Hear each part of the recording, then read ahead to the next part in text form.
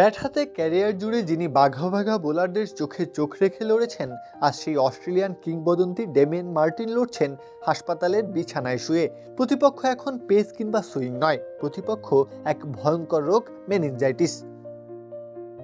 কুইন্সল্যান্ডের একটি হাসপাতালে ভর্তি আছেন তিনি। চিকিৎসকদের সিদ্ধান্তে তাকে বর্তমানে রাখা হয়েছে কৃত্রিম কোমায়।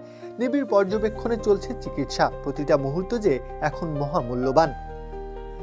54 বছর বয়সী ডেমিয়েন মার্টিন বক্সিং ডেতেই হঠাৎ অসুস্থ হয়ে পড়েন। প্রথমে বিষয়টি গোপন রাখা হলেও মঙ্গলবার সন্ধ্যায় তার শারীরিক অবস্থার খবর প্রকাশ্যে আসে।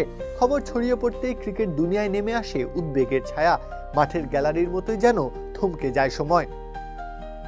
ডেমিয়েন মার্টিন মানেই নিখুঁত টাইমিং, চোখ জুড়ানো ব্যাটিং আর চাপের মুখেও অদ্ভুত এক প্রশান্তি। 1992 থেকে 2006 দীর্ঘ 14 বছরে অস্ট্রেলিয়ার হয়ে খেলেছেন 67 টেস্ট। 2006 সালের অ্যাশেজ সিরিজের মাঝপথে অবসর নেওয়ার সময় তার ব্যাটে লেখা হয়ে গেছে 4406 রানের গল্প। গড় 43.37, সঙ্গে 13টি শতক। সংখ্যার আড়ালেও ছিল নান্দনিকতার জয়। ওয়ানডে ক্রিকেটে তো তিনি এক অনন্য অধ্যায়। 2003 সালে বিশ্বকাপের ফাইনালে ভারতের বিপক্ষে অপরাজিত 88 রান, রিকি পন্টিং এর সঙ্গে 234 রানের সেই ঐতিহাসিক জুটি।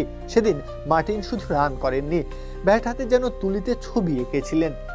ক্রিকেট ছাড়ার পর আলো ঝলমলে মঞ্চ থেকে সরে গিয়েছিলেন তিনি। অল্প সময়ে ধারাভাষ্যে কাজ করলেও ধীরে ধীরে ক্যামেরার আড়ালেই চলে যান। কিন্তু ক্রিকেট কখনোই ছাড়েনি তাকে। অসুস্থ হওয়ার ঠিক আগের দিনই বক্সিং ডে টেস্ট নিয়ে লিখেছিলেন, পুরনো প্রজন্ম যদি আবার খেলতে পারত তবে এটাই হতো সেই মঞ্চ।